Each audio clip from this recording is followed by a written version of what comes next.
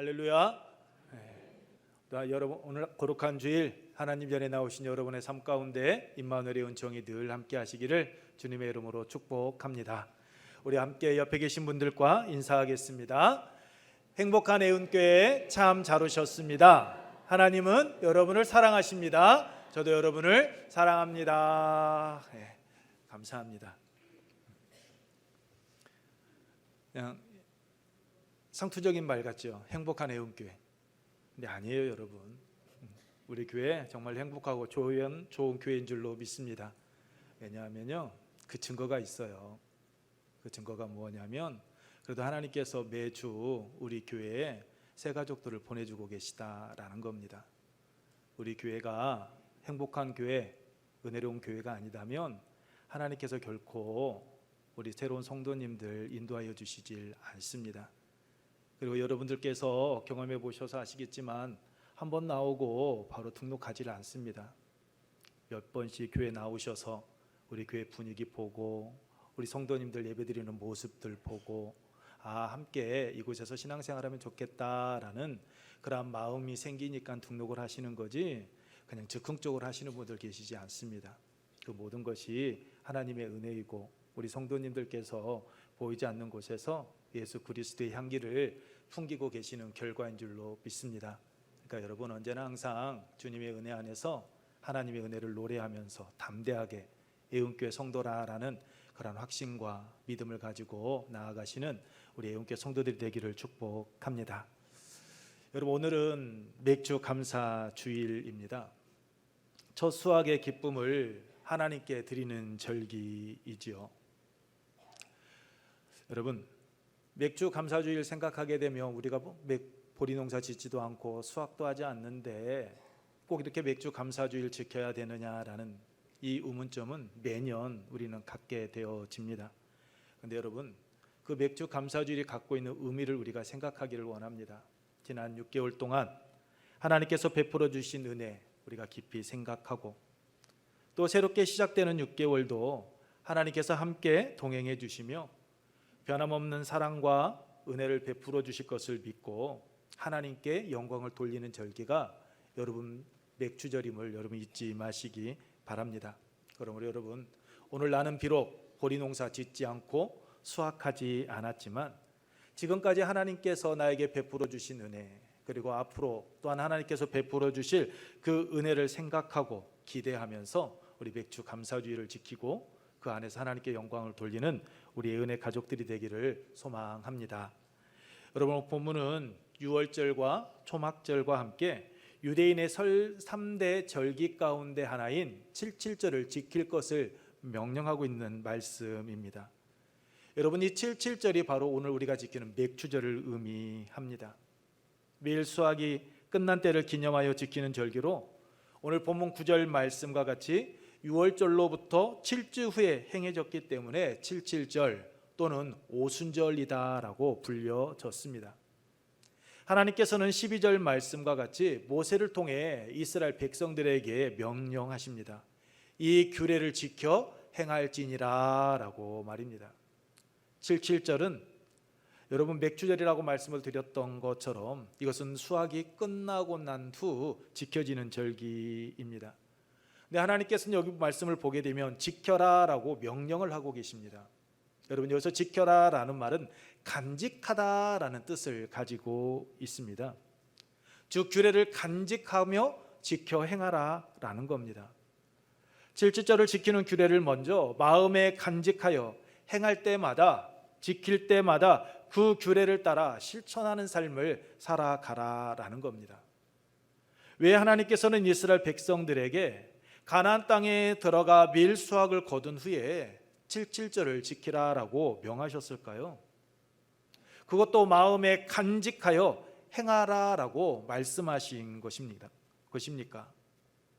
유목생활을 하던 이들이기에 처음에는 분명 가나안 땅에 정착하며 생활하는 것 힘들었을 것입니다. 하지만 가나안 땅에 들어가면 저절로 그 농경 문화에 젖어들 것이고 수확한 후에 즐거워하며 축제로 보낼 수 있는 날을 왜 굳이 절기로까지 정하여서 지킬 것을 명하신 것입니까? 이는 곡식을 주신 하나님께 감사하며 모든 공급이 하나님께로부터 옴을 인정하고 하나님의 은혜를 잊지 않는 삶을 살아가도록 하기 위함이었습니다. 또한 7절이 1년에 한 번 지키는 절기였기에 마음에 간직하지 않으면 철저하게 즉 잘 지킬 수 없었기 때문입니다. 무엇보다도 가나안 땅에 정착해 살아가게 될 때 10절 말씀과 같이 하나님이 복을 주심으로 이스라엘 백성들은 크게 번성하게 될 것인데 애굽에서의 삶과 과거 광야의 삶을 뒤돌아보면서 자신들이 지금 얼마나 행복한 삶을 살아가고 있는지 하나님의 은혜 안에 거하고 있는지 그것을 깨닫도록 하기 위하여서 하나님께서는 그것을 마음에 간직하고 있다가 지켜 행하라라고 명령하신 것입니다. 그러면서 하나님께서 이야기하십니다. 그날을 세어 즉 계수하여 카운트하며 지켜 행하라라고 말입니다. 그렇습니다. 77절을 마음에 간직하고 그 77절을 철저하게 지키기 위해서는 첫 번째로 날을 세는 그러한 노력이 있어야만 합니다. 우리 한번 첫 번째를 함께 읽겠습니다. 시작. 날을 세워야 합니다. 여기서 날을 센다라는 것, 이것은 카운트한다라는 것을 의미합니다. 그 날을 마음에 새기고 기억해야 한다라는 것입니다. 여러분, 남녀가 만나면 꼭 찾는, 요즘 젊은이들이 찾는 일이 있습니다. 100일, 1년. 우리가 만난 지 100일, 잊지 않았지 이야기합니다. 그 말을 하는 이유가 무엇입니까? 이 날짜를 항상 간직하고 있다가 그 날짜가 되어지게 되면 서로 선물을 주고 받자라는 의미가 담겨져 있습니다. 무엇보다도 나를 만났다라는 그 시간 개념 속에서 나를 항상 기억하고 있으라라는 것이죠. 준비하고 있으라라는 겁니다. 요즘 대신방이 지난주까지 하고서 상반기를 마쳤습니다. 신방을 마치고 났는데 우리 신방을 하다 보면 남자 성도님들께서 남편들이 말을 한다라고 하시죠. 목사님 항상 신방 좀 했으면 좋겠다라고. 이유가 뭐예요? 집안이 깨끗하게 정리가 되어진다라는 것이죠. 신방을 할 때 지저분했던 모든 것들 하나둘씩 잘 정리해 놓는다라는 겁니다. 신방 받을 때 어떻게 신방을 드려야 하는지 그 모습들을 생각하고 있다라는 겁니다. 다른 누군가를 위해서 여러분 카운트하는 것 결코 아닙니다. 절기를 지키는 자 이스라엘 백성들을 위하여서 하나님께서는 그 절기를 카운트하라라고 말씀하십니다. 9절 말씀입니다. 우리 함께 읽겠습니다. 시작. 7주를 셀지니 곡식의 낫을 대는 첫날부터 7주를 세어. 여러분, 여기서 보면 셀지니라는 이 말씀이 나옵니다. 이 말씀은 히브리어 라크 티스파르라라는 단어입니다. 라크 티스파르. 여기서 이 라크라라는 단어가요, 멋뭇을 위하여라는 뜻입니다. 그러니까 77절의 날을 세는 것, 카운트하는 것은 여러분 누군가를 위함이 아닌 이스라엘 백성들을 위하여서 행하는 일이다라는 겁니다. 왜 77절을 계수하는 것이 이스라엘 백성들을 위한 일입니까? 제사를 받으시는 분은 하나님 아닙니까? 그러면 하나님의 영광을 위해서 그날을 계수할지니라고 이야기하는 것이 옳은 것 아닙니까? 오히려 그 날을 계수하고 있는 이스라엘 백성들에게는 큰 마음의 부담감이 되는 것 아닙니까? 절기가 없으면 편하잖아요. 우리 가정주부들을 한번 생각해 보십시오. 우리 가정주부들이 가장 원하는 것 가운데 하나가 명절이 없었으면 하는 것 아닙니까? 종갓집 며느리들은요, 제사 좀 드리지 않았으면 좋겠다. 명절과 제사만 없으면 참 내가 시집살이 하는 거, 내가 결혼생활 하는 거 참 편한데 명절과 제사 같은 날이 있어서 너무나 힘들다라고 이야기하지 않습니까? 여러분, 다른 목사님들은 어떠실지 모르겠는데 저는 절기 설교가요, 설교 가운데 가장 힘이 듭니다. 그렇다고 모든 설교가 다 쉽다라는 거 결코 아닙니다. 모든 설교는 준비할 때마다 두렵고 떨립니다. 그런데 그 중에서도 절기 설교하는 것이 정말 힘들고 어렵습니다. 그 절기가 가까이 다가오면 주부들과 같이요, 저도 여러분 머리가 띵하고 아파옵니다. 어떤 말씀으로 설교를 해야 될까 근심 걱정이 쌓이기 때문입니다. 그러면 이야기하겠죠.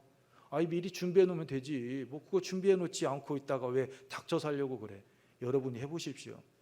여러분은 뜻대로 되십니까? 명절 때문에 왜 스트레스 받습니까? 그냥 미리 준비해 놓으면 되지.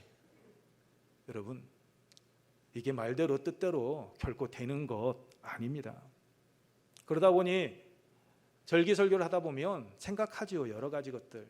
그런데 그때 상황이 제가 생각했던 것과 맞으면 참 좋은데 그렇지 않을 때가 더 많습니다. 오늘 본문 말씀도 정하기는 일주일 전에 정했습니다. 그런데 이 설교를 준비하다 보면 항상 제가 생각했던 의도대로 풀려가지를 않습니다. 지금까지 설교하면서 제가 원했던 대로 설교했던 적 단 한 번도 없습니다. 제가 생각했었을 때는 이 부분에서 은혜를 받아서 이 부분 가지고 설교를 해야 되겠다 하고 체크를 해놓는데 막상 그 부분을 하나둘씩 정리해가고 주석을 참고해 가다 보면 그건 제 생각이었고 본문에서 이야기하는 것은 다른 내용입니다. 그럼 목사님 관계로 제가 생각대로 이야기할 수 없지 않습니까? 하나님의 말씀에 근거해서 주석에서 바르게 정리해 준 대로 제시해 주는 그 길, 그 방향을 따라서 설교하게 되어집니다. 그런데요, 그렇게 절기설교를 하는 것이 참 마음의 부담감으로 와 닿는데 희한한 것은 설교를 준비하려고 하면 정말 힘든데 막상 그 원고를 하나둘씩 정리를 해 나아가다 보면 오히려 저에게 은혜로 다가온다라는 겁니다. 왜냐하면 제 삶에 개입하고 계시고 여기까지 이끌어 오신 그 하나님의 은혜를 다시 한번 깨닫게 되기 때문입니다. 또한 하나님께서 앞으로 어떻게 제 삶을 이끌어 가실 것인지, 역사하실 것인지, 하나님께서 행하실 일을 기대하는 마음이 제 안에서 꿈틀거리게 되기 때문입니다. 그러면서 사도 바울이 고린도전서 15장 10절에서 고백한 것처럼 나의 나된 것은 하나님의 은혜로 되었다라는 것을 다시 한번 새삼 깨닫고 하나님께 감사를 드리게 됩니다.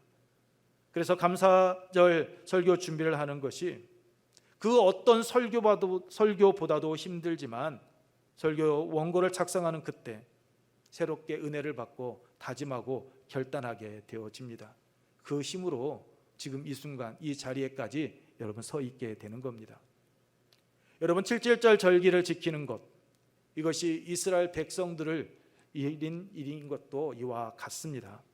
7.7절 지키기 위하여 날마다 세면서 하나님께서 베풀어 주신 은혜, 받아 누리는 은혜를 마음에 깊이 새기고 기억하며 나아가게 되기 때문입니다.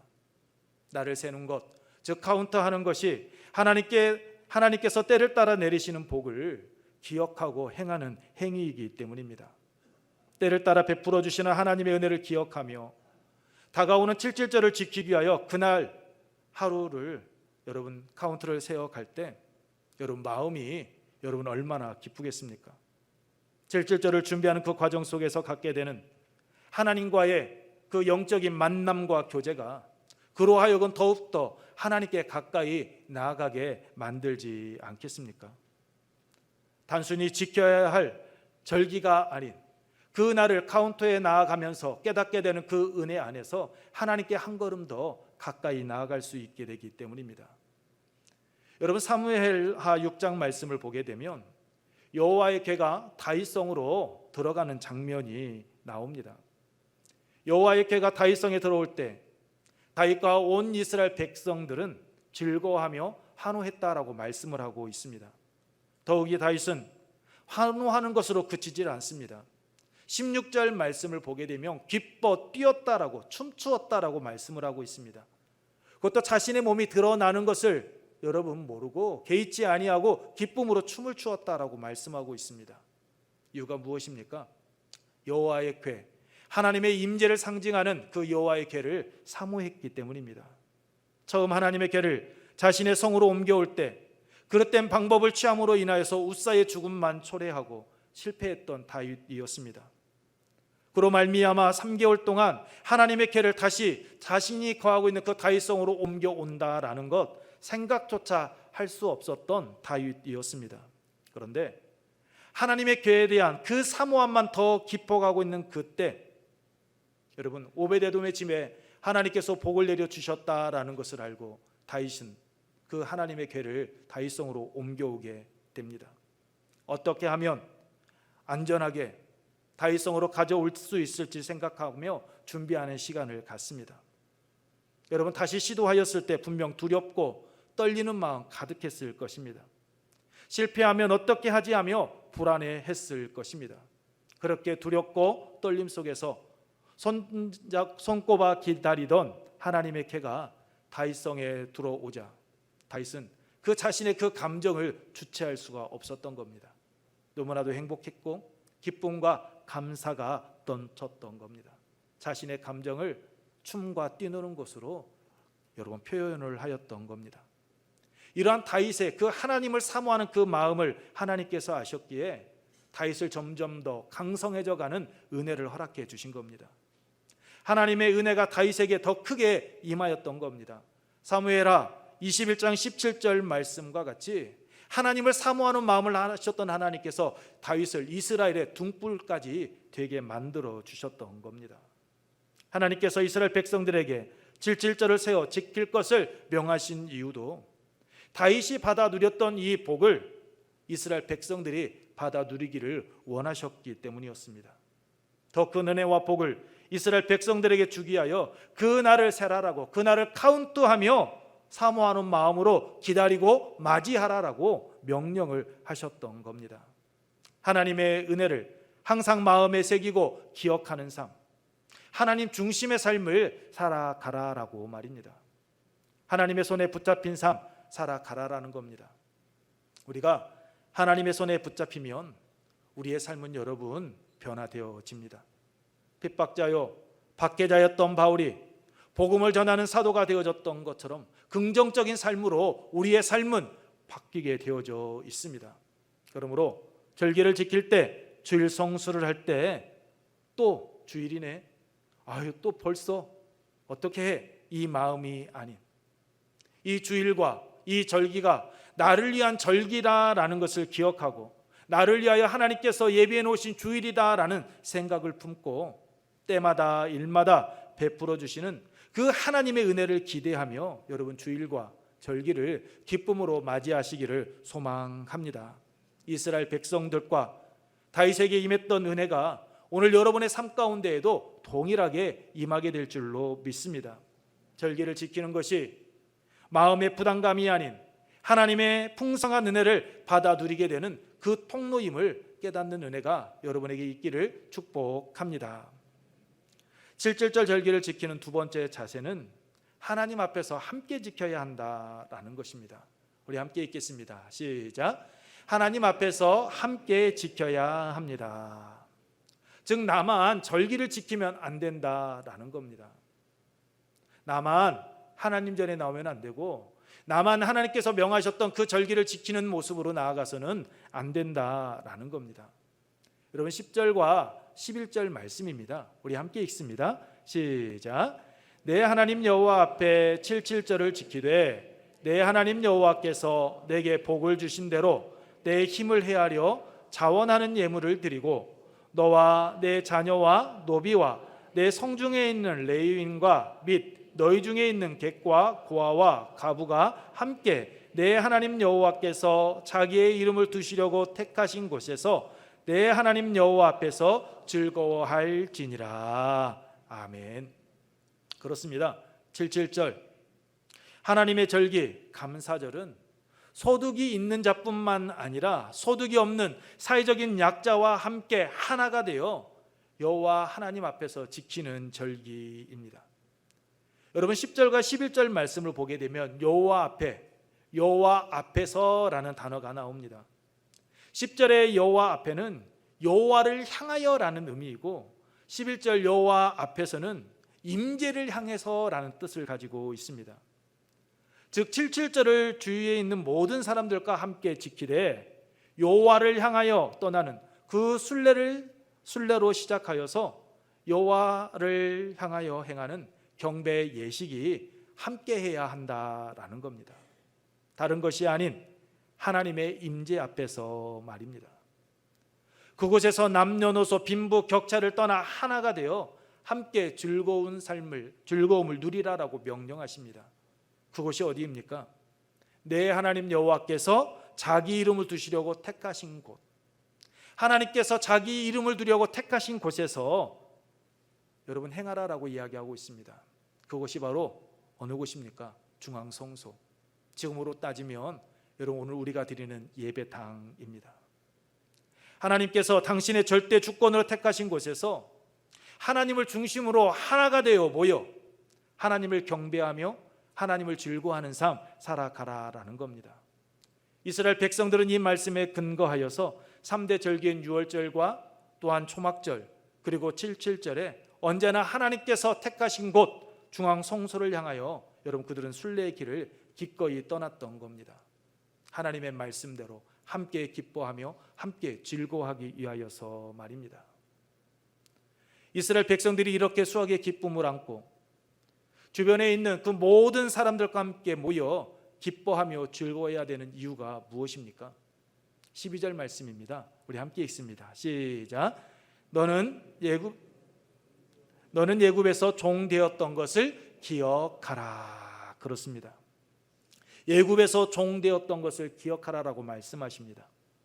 과거 이스라엘 백성들이 예굽에서 종의 신분으로 고난의 삶을 살았던 때 그것을 잊지 말라라는 겁니다. 그때는 비록 힘들고 어려웠지만 지금은 하나님의 은혜 안에서 너희가 자유로운 삶을 살아가면서 너희들이 땀 흘리며 수고하여 얻은 그 결과를 지금은 받아 누릴 수 있다라는 것, 그것을 잊지 말라라는 겁니다.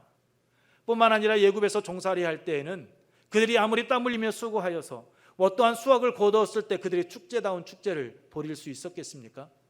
그러한 축제를 행할 수가 없었습니다.